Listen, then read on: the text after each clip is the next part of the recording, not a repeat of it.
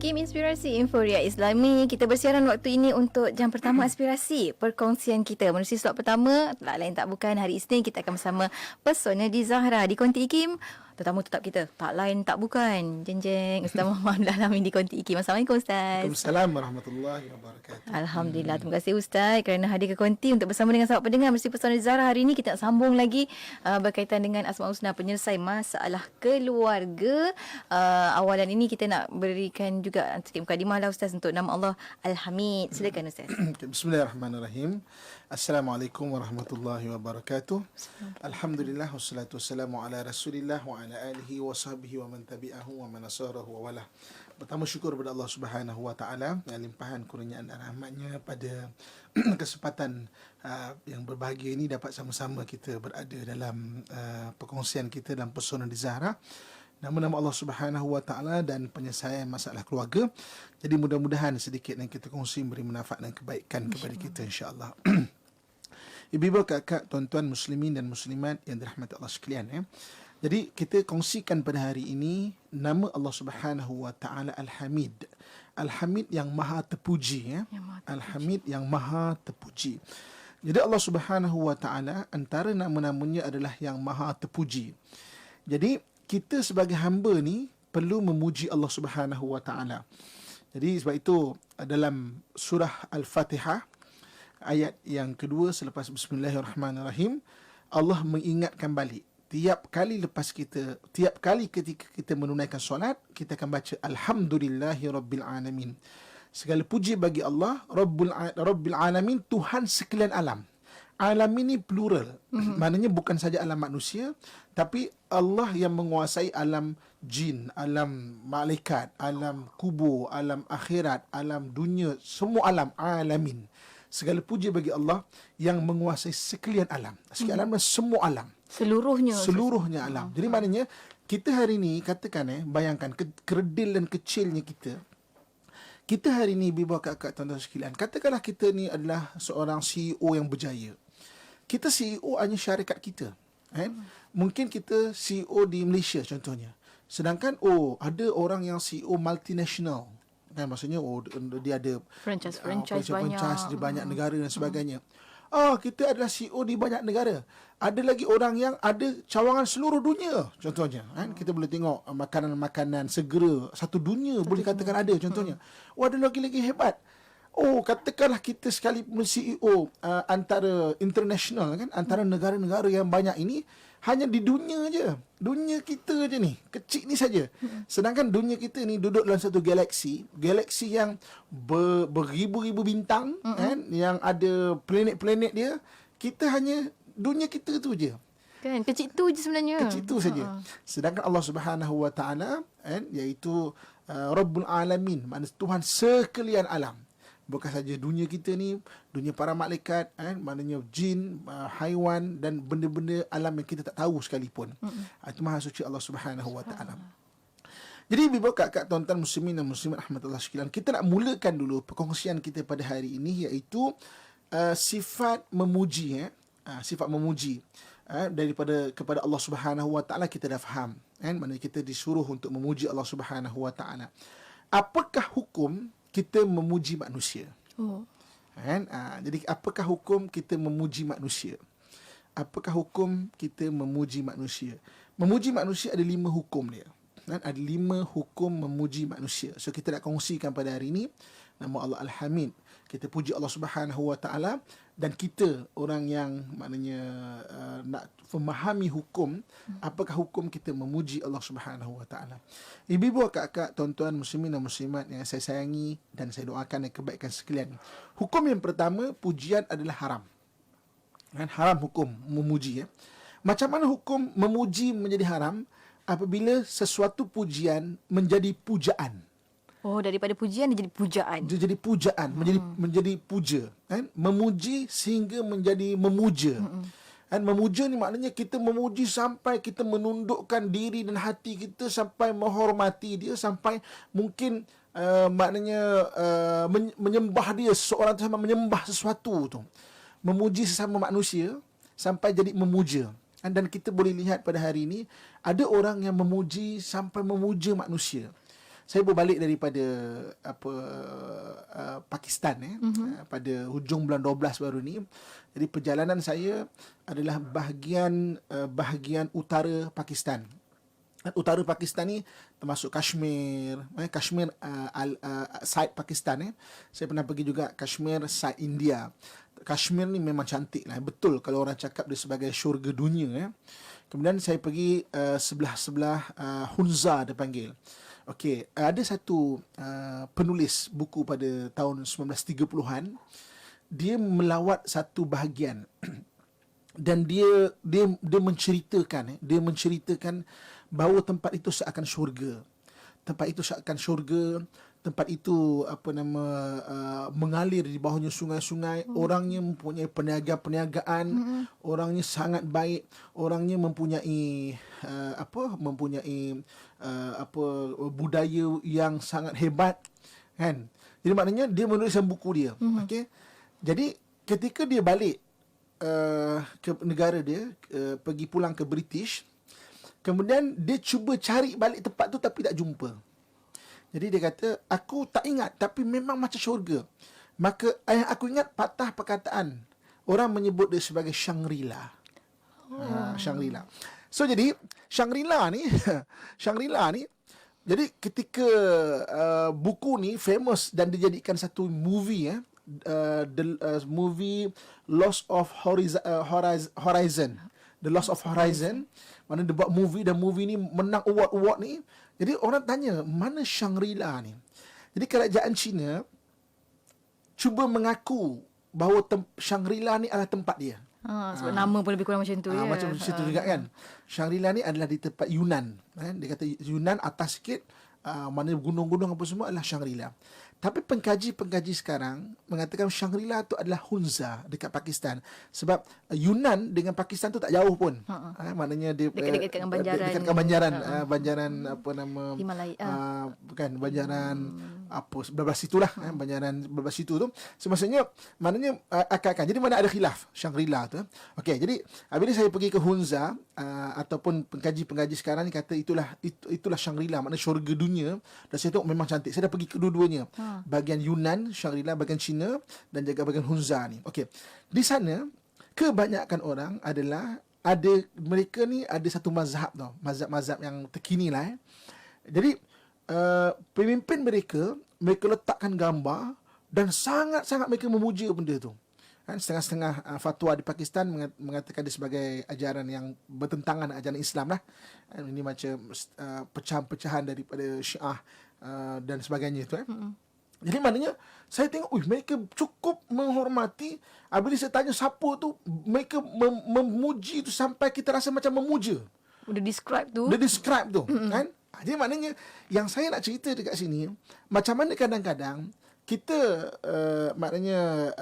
memuji seseorang sampai menjadi memuja, sampai benda tu, sampai kita agungkan dia lebih daripada kita agungkan Rasul kita, daripada Allah sendiri, Allah Subhanahu Wa Taala sendiri, maka hukumnya haram. Kan? Maksudnya jadi kita memuji ni macam mana hukum dia, maknanya memuji tu jangan sampai memuja. Jangan sampai kita memuja. Dulu pernah satu ketika bininya Abu Jahal ni orang yang cantik tau. Dan orang yang cantik di kota Mekah. Jadi pesyair-pesyair ni selalu memuji sampai memuja dia ni. Mengayat dia tu memuji-muji sungguh lah. Sampai memuja dia. Saya kalau hukum memuji sampai memuja, maka hukumnya haram. Itu pertama yang kita nak faham. Pujian sesama manusia tu maknanya selain daripada muji Allah SWT, kita tengok sebab memuji sama manusia ni ada benda yang ada hukum-hukum dia.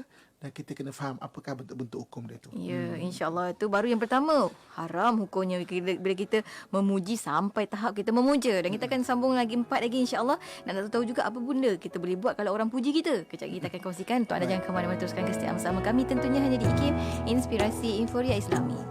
Ya Nabi, salamun alaik. Ya Rasul, salamun alaik. Ya Nabi, Ya Rasulullah, Ya Habib Allah,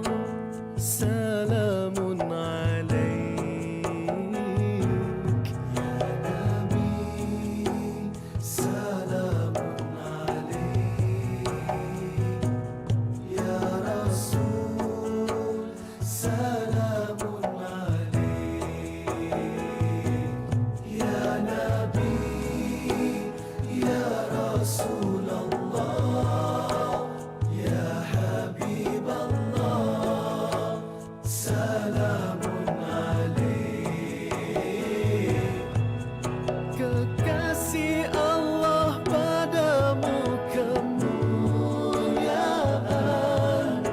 dirimu itu sinar ikutan, perlakuan dan ungkapanmu pedoman, petunjukku memahami Tuhan, syafaatkanku di akhirat.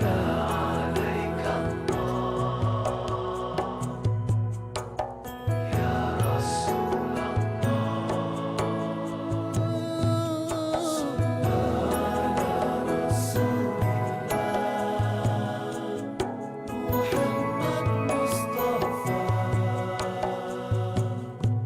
Sallallahu Rasulillah, Muhammad Mustafa Ya Nabi salamun alaik, Ya Rasul salamun alaik, Ya Nabi Ya Rasulullah, Ya Habiballah salamun alaik. Kau kekasihku sentiasa menerangi, sunnahmu itu wahyu ilahi, sifat akhlakmu secantik peribadi, menghiasi bila dicontohi. Engkaulah makhluknya yang tertinggi.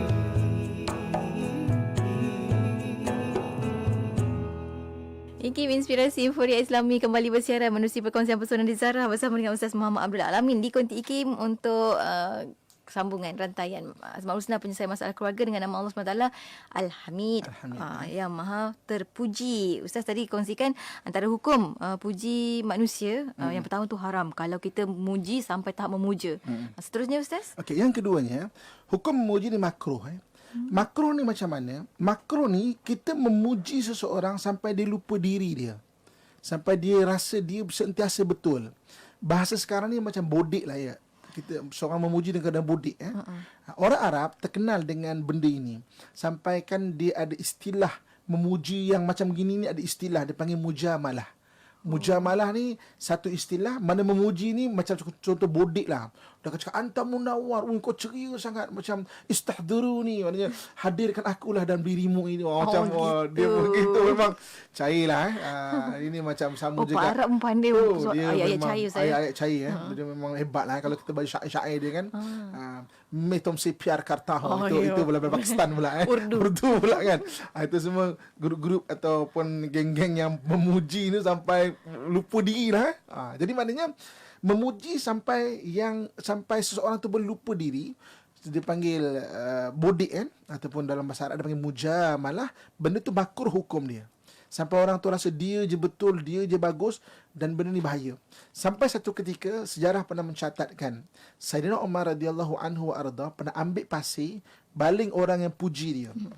Jadi bukan keseluruhan pujian tau. Jangan sampai kita ambil pengetahuan macam langsung tak ada puji ke? Suami kita nak puji kan, kita pun ambil apa? Pasir. Ambil pasir kita baling dia, bukan.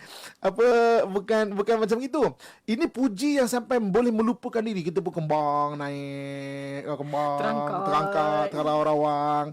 Ini hukumnya makruh Sebab apa? Sampai kita melupakan orang itu menjadi sesat dalam pujian diri dia tu. Maknanya orang yang memuji tu hukum makruh pada orang yang memuji. Hukum makruh pada orang yang memuji. Sebab merosakkan orang itu. Oh ya Allah. Merosakkan orang itu. Kita puji sampai dia rasa melambung dia sampai seolah-olah tidak ada kecacatan dan keaiban dia.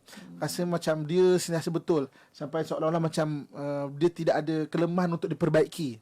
Maka hukumnya makruh. Jangan bodik suka-suka hati. Jangan bodik suka-suka hati ya. Nanti kena balik pasir. Okey. Jadi ibu kakak, tuan-tuan muslimin dan muslimat rahmatullah sekalian. Okey, kemudian hukum yang ketiga. Hukum yang ketiga, memuji adalah wajib. Kan? Ada hukum memuji wajib. Wajib puji. Wajib puji. Kena puji. Tak puji berdosa kita. Apa dia? Satu reputasi yang kita bagikan pada seseorang untuk dia tidak melakukan mudarat. Sekali lagi hukum memuji itu jatuh wajib adalah satu reputasi yang kita letakkan pada seseorang untuk tidak dia membuat perkara mudarat. Sebagai contoh, hari ni kita tengok satu orang, dia dah pegang pisau, mengamuk dia, dia pegang pisau.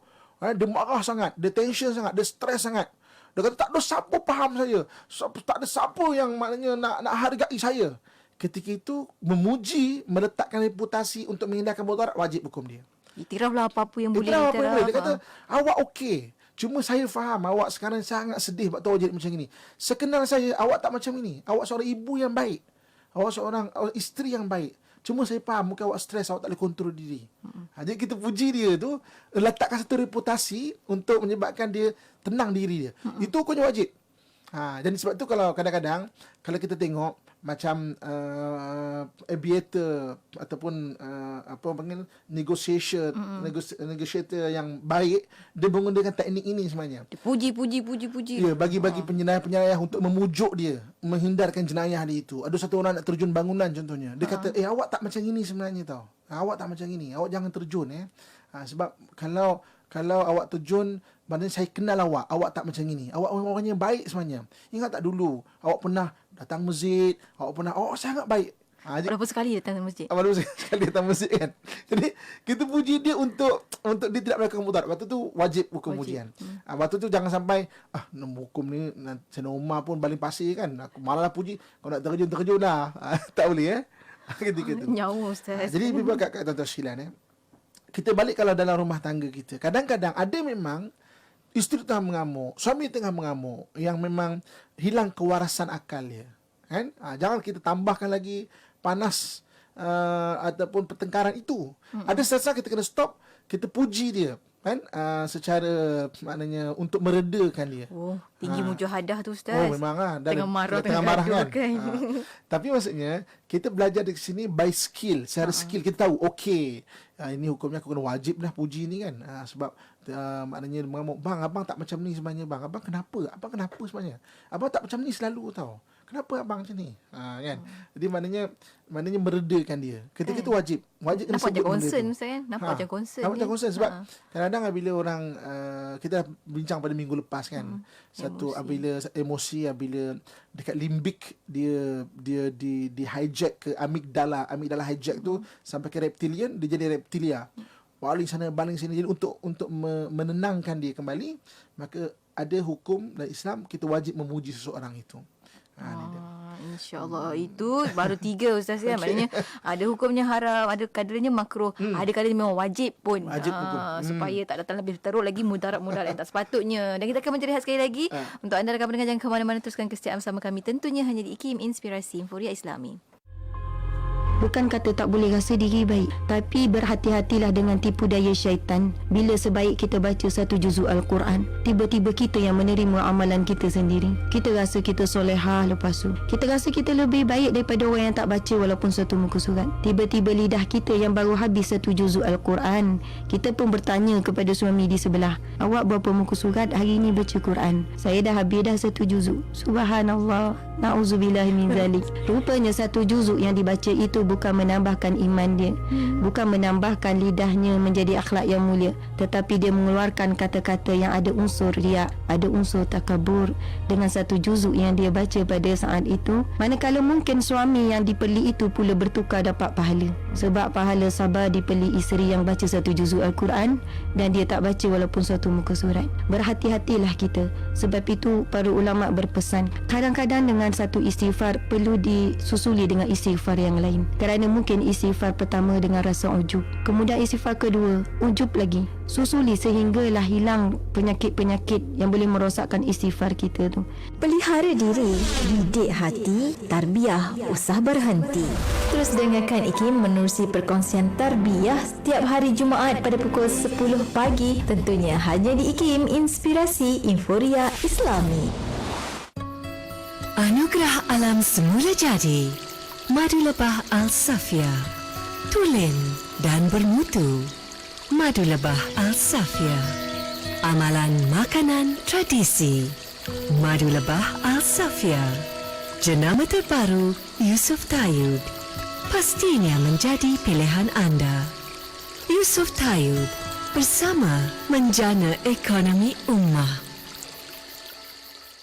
Inspirasi Inforia Islami tentunya hanya di Radio IKIM. Tak kira di mana anda berada, terima kasih kerana terus bersama Pesona di Zahra waktu ini bersama dengan Ustaz Muhammad Abdul Alamin di Konti IKIM untuk kita teruskan lagi sambung dalam rantaian Asmaul Husna penyelesaian masalah keluarga dengan nama Allah SWT Al-Hamid yang maha tinggi. Nak puji pun ada hukum-hukumnya.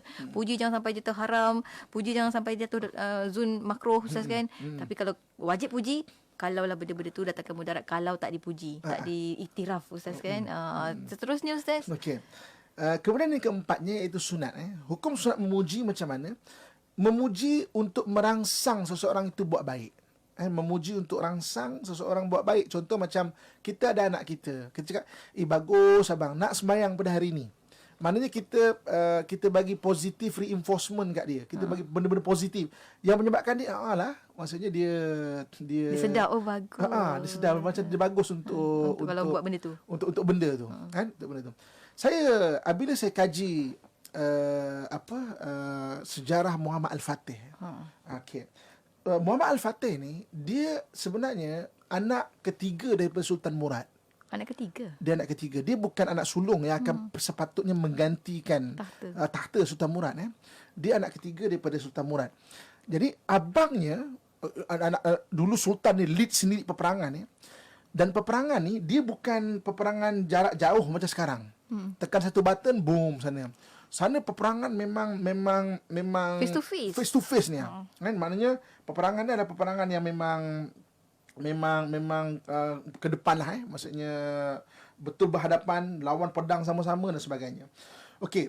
Jadi Muhammad Al-Fatih ni, abang dia yang sulung nama Ahmad. Ahmad So dia Ahmad Khan ni, Ahmad ni syahid dalam satu peperangan bersama bapa dia, Sultan Murad. Kemudian abang dia yang kedua ni Ali namanya, Ali Khan. Jadi sama juga meninggal tapi sakit, cedera dan sakit. Jadi ketika itu Muhammad Al-Fatih budak kecil lagi. Jadi dia dibawa maknanya ke istana untuk bapak dia train waktu dia kecil lagi. Bapak dia sendiri train. Sultan Murad sendiri train. Okey. Jadi mak asal dia adalah isteri yang keempat macam tu. Jadi maknanya bila dibawa ke istana, dia macam keseorangan lah, rasa sunyi. Okey.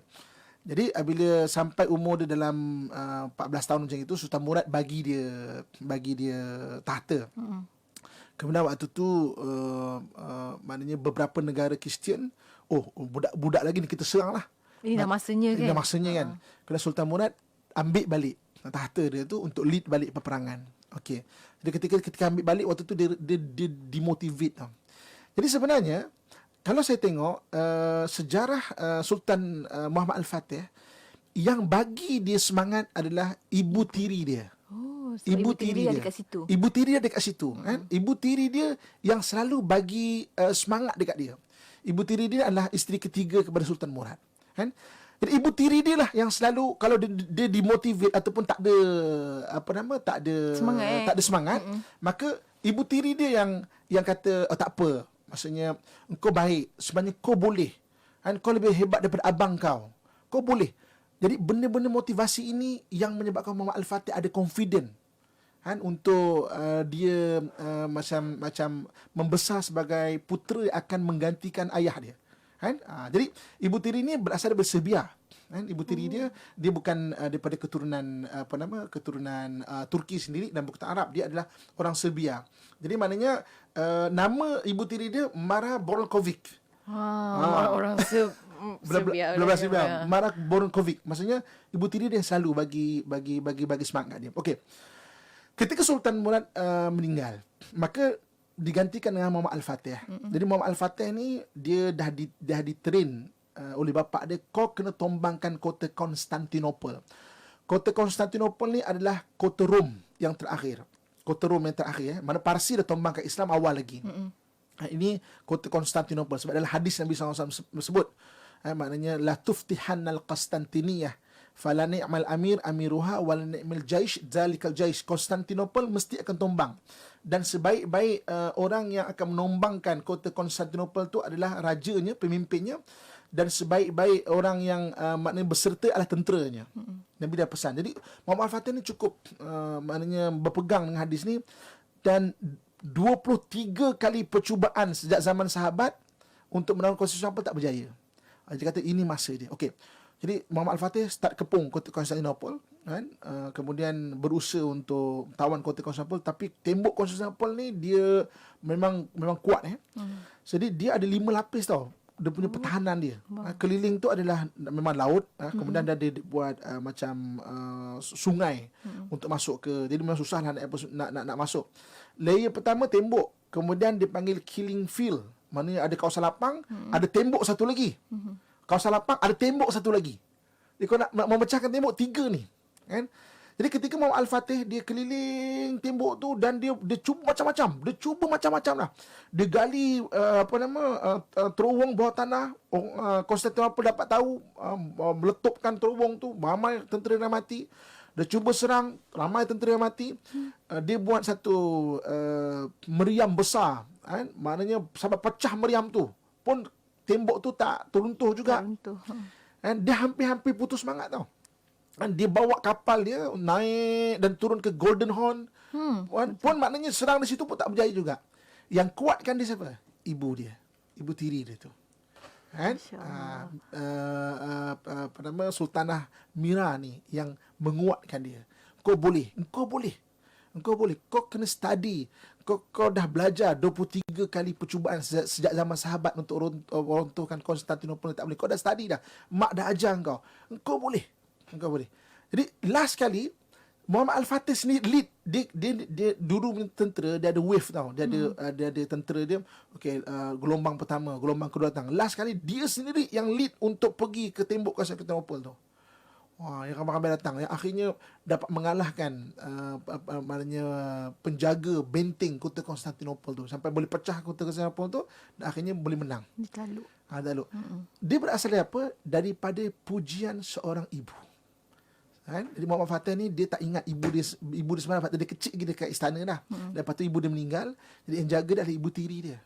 Ibu tiri dia ni sentiasa bagi. Jadi maksudnya apa? Pujian ni yang bentuk sunat ni adalah benda macam-macam tu. Kita bagi semangat ke anak kita, kan, untuk dia terus belajar, semayang. Jangan perkecilkan kebolehan dia. Okey, dia dapat C, dia dapat D dalam pelajaran dia. Dia dah berusaha semampu yang dia boleh. Kita cakap tak apa. Maknanya abang jangan lain kali jangan main. Kan, tapi maksudnya dapat D hari ni tak apa. Dah dapat D pun, kalau kita bebel pun dia bukan tiba-tiba tukar bling bling jadi A. Dah lepas dah. Yang penting apa next untuk akan datang. Abang okey, cuma abang banyak main game je. Abang memang okey. Kan? Dan banyak orang-orang sebenarnya dia dapat mencipta satu kejayaan, di belakangnya ada orang yang memuji, bagi semangat dekat dia. Ini betul-betul pujian sunat. Lepas tu kan ada orang cakap kejayaan orang berjaya di belakangnya ada isteri, kan, yang bagi semangat dekat dia. Semangat dia, abang boleh, abang sabar. Mana isteri yang sentiasa bagi semangat dekat dia tu. Kan, sama ada bagi semangat ataupun tak, awak tu lah ataupun membebel. Semangat berbeza Ustaz. Dua side lah. Di antara dua tu kita pilih yang memuji, kan, sebab kita berjamaah Allah Al-Hamid, kan. Okey. Jadi hukum puji sunat maknanya boleh menyebabkan seorang itu termotivasi dalam buat kebaikan, maka pujilah. Dan saya dah bawa ceritakan kisah Muhammad Al-Fatih yang dijaga oleh ibu tirinya. Sebenarnya yang banyak mempengaruhi hidup Muhammad Al-Fatih bukan ayah dia, tapi ibu tiri dia. Masya Allah. Mak tahu, ibu dah hidup dengan ayah lama.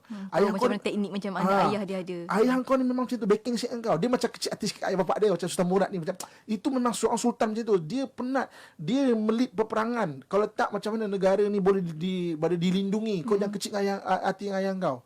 Mak tiri dia tu yang selalu bagi semangat, sebab mak dia dah meninggal. Sebenarnya ini yang disebut sebagai sunat untuk kita bagi pujian, kan? Begitu. Jadi ibu-ibu, kakak, tuan-tuan sekalian, dan yang kelimanya hukum maknanya kita memberi pujian adalah harus. Okay. Harus ni macam mana? Harus ni pujian yang berbentuk sapaan-sapaan. Kita datang ke office, cantik nampak baju. Itu menyapa je. Kan? Dia panggil, kalau ajak ayam kan.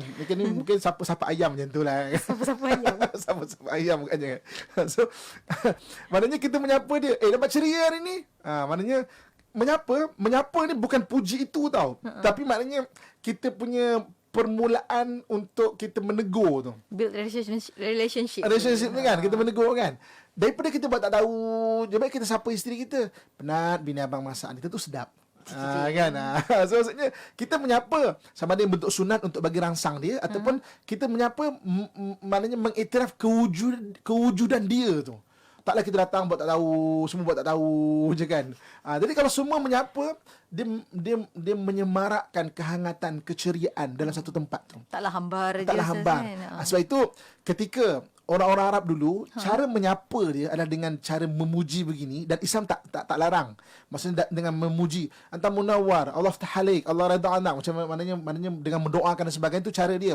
Maka Nabi ajar, mau tak kamu, kata Nabi SAW, aku ajarkan kepada kamu satu perkataan untuk kamu menyapa. Kalau kamu ucap perkataan ini, maka hati kamu akan diberikan kasih sayang. Waktu tu Rasulullah kami nak ucapkanlah Assalamualaikum. Jadi doa. Jadi perkataan Assalamualaikum tu sebenarnya berasal daripada budaya orang Arab yang datang suka menyapa dengan pujian. Maka Nabi ajarkan. Selain daripada itu, Nabi tak larang, Nabi tak cakap jangan macam tu. Larang tu kalau bentuk memuja tu mana Nabi tak larang. So benda tu baik juga. Benda tu baik juga. Tapi Nabi ajar, maksudnya nak tak kau bagi, maksud kau bagi ni hati kamu akan berkasih sayang. Rupanya hikmah dia agama Islam untuk seluruh manusia. Kan kalau dia kata perkataan tu bahasa Arab, kita mungkin tak faham, kita sebagai orang Melayu. Tapi satu dunia menggunakan perkataan Assalamualaikum. Dan hati kita, ada orang Islam kat sini. Kan? Syiar. Syiar tu. Jadi saya dengan izin Allah SWT banyak pergi ke negara-negara yang majoriti bukan Islam. Ketika kita berjalan, tiba-tiba ada orang bagi salam, turun rasa macam saudara tau. Turun rasa macam rapatnya tu. Kita sama lah. Kita sama akidah. Walaupun mata dia sepit, mata Ustaz tak, Ustaz. Kan? Jadi maknanya kita dapat rasa kan, pergi ke mana-mana, ke negeri mata sepit ke, mata kembang ke, mata bulat ke, mata terjojol ke kan. Kalau kat negeri Afrika, dia mata besar yang macam gitu kan. Macam meliak-meliak mata. Meliak mata macam tu kan. Tapi Assalamualaikum, Muslim. Masya Allah kan. Masya Allah. Terus rasa mesra rasa. Betul kata Nabi SAW. Mau tak aku tunjukkan, selaras satu dunia, orang yang ada keimanan, dia menyapa dengan Assalamualaikum. Jadi harusnya memuji sebagai menyapa tu didatangkan dengan perkataan salam yang dapat pahala pula ketika kita untuk menyapa tu kan. Ini 5 hukum memuji sebelum kita pergi pada yang lain, insya-Allah. InsyaAllah. Cuma ni lah Ustaz, bila cakap tentang memuji ni, sampai apa hukum kalau bukan hukum, macam nak buat apa kalau orang memuji kita, Ustaz? Okey. Jadi nak bahas sekarang terus. Okey. Jadi Bibo kakak tuan-tuan sekalian, kita dah tahu hukum memuji. Sekarang kita nak kongsikan pula macam mana kalau orang memuji kita. Kan? Kalau orang memuji kita, 3 benda kita kena buat. 3 benda atau salah satu kita kena buat. Kita orang cakap maksudnya apa? Maknanya orang memuji kita tu, sudah buat apa ni kan? Nak kembang hidung ke? Nak paling belakang ke? Nak terangkat-angkat ke? Nak terangkat-angkat ke? Apa nak buat? Apa nak buat? Suami kita puji kita kan? Okey, sedap masak awak. Okey, nak buat apa ni? Tambah garam apa ni? Nak buat apa ni kan? Okey. So tadi hukum memuji. Sekarang ni apakah respon untuk kita bila kita dapat puji kan? Okey, 3 benda ya. Yang pertamanya adalah balikkan pujian pada Allah Subhanahu Wa Taala. Biar kita sedar dan kita tak kembang sampai terleka. Kadang-kadang mungkin orang tu, dia memuji dengan hukum yang sunat. Maknanya dia nak merangsang kita buat baik. Tapi kita rasa macam, dia ni macam memuja dan kita lupa. Kan? Jadi maknanya, balikkan pujian pada Allah.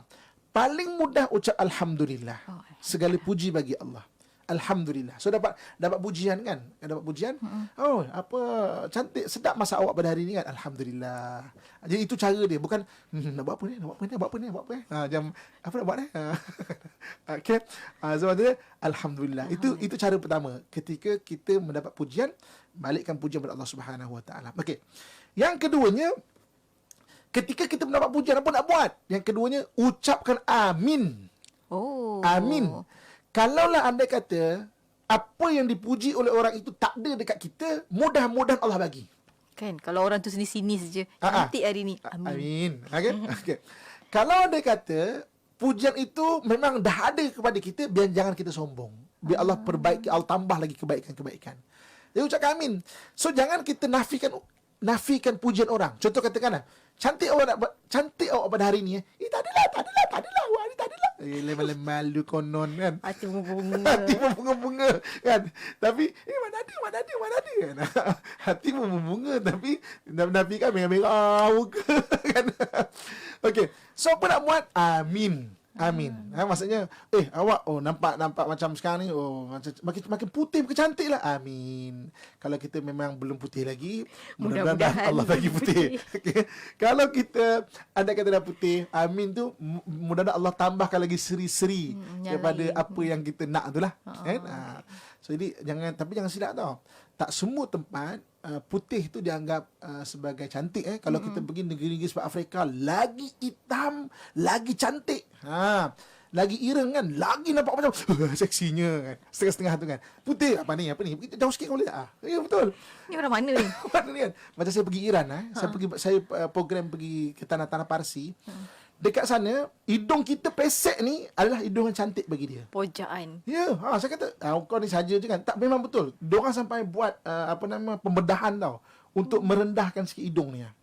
Kata-kata ke sana tu kan. Dia kata, hidung kau cantik macam, seksinya hidung kau. Macam tu lah. Kan, belah timur ni sibuk nak memancungkan kita sibuk nak mancungkan hidung. Kan, sana tu sibuk nak merendahkan hidung. Dia punya point apa? Manusia tak pernah bersyukur. Itulah dia. Ada yang mancung nak pesek kan. Yang pesek nak mancung kan. Kau bersyukur boleh tak? Dia punya point dia, syukurlah.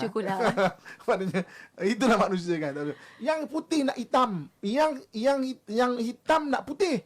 Yang hitam nak putih. Yang putih orang putih tu duk berjemur, dia rasa macam tan, kulit tu macam gelap-gelap macam tu, colored tu macam cantik pada dia. Putih sangat ni macam apa ni? Macam tu kan. Jadi maknanya manusia tak bersyukur so ini maknanya cara kita yang keduanya adalah kita ucap alhamdulillah. Dan yang ketiganya apa dia? Berdoa. Doa untuk diri orang tu, doa untuk diri kita. Berdoa lah. Yang itu panjang sikit lah. Respon alhamdulillah pendek, saya respon amin pendek, doa lepas tu. Kalau kita dapat pujian, ya Allah, mudah-mudahan kau baiki aku lebih daripada apa yang mereka cakap. Ini yang Sayyidina Ali karamallahu wajhah pernah. Dia selalu berdoa, antara doa dia dalam bahasa Melayu pun tak apa. Ya Allah, jadikanlah aku ni kecil di mata aku tapi besar di mata manusia. Kecil di mata aku, besar daripada manusia. Maksudnya apa? Jadikanlah aku ni, kalau aku hebat pun, di mata aku tetap kecil. Tapi biar di mata orang besar tak apa. Tapi biar di mata aku tetap aku kecil. Biar tak jadi tak sombong. Rendah hati. Jadinya. Ini tak sombong benda tu. Ini 3 benda panduan kalau macam mana kita dapat satu pujian. So ibu-ibu, akak-akak saya sekalian, kalau suami puji pada hari ni, janganlah macam tak percaya pula kan. Kenapa ni? Tiba-tiba puji ni kan. Awak nampak cantik pada hari ni. Abang nak apa? Itu amin. Terus terang. Amin dulu kak. Amin dulu baru cakap abang nak apa? Itu terus marah kat abang nak apa? Dia baru nak belajar lepas dengar personal Zahra. Baru nak belajar memuji. Tiba-tiba kena sergah kat isteri. Tak jadilah. Esok tak ada dah. Esok tak ada dah. Esok hantar soalan. Bagaimana Ustaz kalau kita memuji dan isteri kita sergah kita balik? Itu dalam apa nak buat Ustaz? Itu dalam panduan dan seterusnya. Tunggu. Jangan miss pesona di sana kita. InsyaAllah. Okay. Masya-Allah. Alhamdulillah. Hari ni kita belajar tentang macam mana hukum puji, ada haram, ada wajib, ada makruh, ada sunat dan juga harus. Alhamdulillah. Terima kasih banyak Ustaz. Dan Ustaz sudah berikan juga tips. Kalau orang puji apa kita nak buat? Lepas ni janganlah terpinga-pinga pula bila orang puji kan. Alhamdulillah. Terima kasih. Amin dan sebagainya. Masya-Allah. Terima kasih banyak Ustaz. Dan kita sampai ke hujung-hujung, mungkin ada sedikit kesimpulan yang boleh Ustaz berikan untuk tajuk kita hari ni. Okay. Ibu-ibu kakak tuan-tuan muslimin dan muslimat dan rahmat Allah sekalian. Kita bincang mengenai Allah Al-Hamid, iaitu Allah yang maha terpuji kan. Allah memang layak dipuji. Kita sebagai hamba Allah Subhanahu wa taala, kita memuji sehingga memuji Allah Subhanahu wa taala. Memuji itu sehingga memuji Allah Subhanahu wa taala. In return, Allah akan sayang kita pula. Kita sayang Allah, Allah akan sayang kita. Bila mana kita rasa Allah sayang kita? Ketika kita ada masalah, Allah beri jalan keluar bagi masalah. Ketika tengah sedih, Allah datangkan benda menggembirakan kita. Ketika kita ada hajat, Allah tunaikan hajat kita. Nanti kita akan rasa benda itu. Kita sayangi Allah, nanti Allah akan sayangi kita. Itu dalam Quran Allah sebut, Qul in kuntum tuhibbunallaha fattabi'uni. kalau kau betul cinta Allah, ikutlah aku. Ini ikutlah Nabi SAW. Fattabi'uni yuhibbukumullah. Nanti Allah akan sayang kamu. Kan? Itu maknanya kita bincang Allah Al-Hamid, dan kita memang selayaknya memuji sehingga memuja Allah Subhanahu Wa Taala. Jadi dalam bab memuji ni pula kan, kita fokuskan juga kepada pujian, maknanya sesama manusia. Jadi maknanya puji dengan Allah hukumnya jelas, kita faham kan. Puji sama manusia ni ada 5 hukum dia. Ada yang ketika wajib, sunat, harus, makruh, maknanya haram. Jadi kita dah kongsikan perkongsian dia. Dan sebagai penutupnya, kita ceritakan panduan ketika kita mendapat pujian daripada orang pula. Jangan tolak, jangan nafikan kan? Ucap Alhamdulillah, maknanya balikkan pujian kepada Allah. Ataupun kita maknanya ucap amin, supaya kalau tak lagi, Allah bagi pada kita. Kalau dah ada, Allah perelokkan lagi kan? Dan yang ketiganya berdoa. Berdoa biar Allah Subhanahu Wa Taala bagilah dan tutup keaiban-keaiban kita. Sebab kita hari ini dipuji oleh orang bukan kehebatan kita, tapi kerana Allah menutup keaiban kita kan? Kalau Allah buka keaiban kita, tidak ada lagi pujian sesama manusia. Jadi mudah-mudahan dengan kefahaman Allah Al-Hamid pada hari ini, kita dapat faham tentang pujian, hukum-hukum pujian, dan sepatutnya kita perlu sentiasa meningkatkan pujian kepada Allah Subhanahu Wa Taala. InsyaAllah. Aduh Ustaz, orang sebut ucap haza min fadli rabbi. Ya, haza min fadli rabbi, satu perkataan yang tawaduk dan ubat kepada penyakit ain. Ain Jadi apabila orang tu ada satu nikmat, dia terdedah dengan orang hasad ataupun orang dengki. Jadi ubat bagi orang hasad, sebab orang hasad ni kadang-kadang orang yang ada ain, dia panggil ain ni maknanya pandangan mata hasad. Dan al-ain haq, ain tu betul-betul ada, kata Nabi SAW. Jadi orang pandang mata hasad tu menyebabkan kita ada mudarat kan, dengan izin Allah SWT. So dia pun tak niat nak memudaratkan kita pun. Kalau Dia tak tahu pun dia boleh memudaratkan. Jadi apabila dia mula hasad, untuk menjadikan hasad, pandangan hasad tu tertawa, maka dia kena ingat Allah.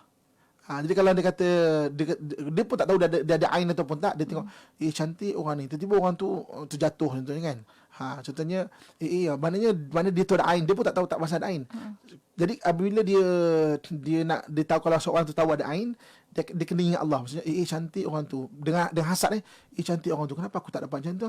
Astaghfirullahalazim. Jadi astaghfirullahalazim menawarkan ain dia. Ataupun subhanallah, apa-apa ingat Allah lah. Sebab tu ada setengah-setengah rumah ataupun kereta, terutama negara Arab, dia akan tulis haza min fadli rabbi. Sebab apa? Kalau seorang yang ada ain tengok, kenapa dia dapat, aku tak ada dapat macam ini. Tapi dia terbaca haza min fadli rabbi, tertawalah ainnya itu. Masya Allah. Itu maksud juga kalau tengok anak-anak kecil, kadang-kadang bayi-bayi kecil kan comel-comel macam tu, pun boleh jugalah. Tapi setengah-setengah orang Melayu, alhamdulillah, dah budaya kita mengucap. Contoh kita tengok budak comel kan, Masya Allah comelnya, Masya Allah. Kalau orang ada ain, tertawa insya-Allah dengan menyebut perkataan-perkataan Allah itu. Masya-Allah, masya-Allah. Alhamdulillah. Terima kasih banyak Ustaz. Dan sampai ke hujung, kita tutup pertemuan kita hari ini dengan doa Ustaz. Silakan. Okey, insya-Allah. Auzubillahi minasyaitonirrajim. Bismillahirrahmanirrahim. Alhamdulillahirabbil alamin wassalatu wassalamu ala asyrafil anbiya'i wal mursalin wa ala alihi washabbihi ajmain. Allahumma anfa'na bima 'allamtana warzuqna 'ilman nafi'a. Ya Allah, ya Tuhan kami, kurniakan kepada kami ilmu yang bermanfaat ya Allah, dan berilah manfaat kepada ilmu yang kami pelajari ya Allah.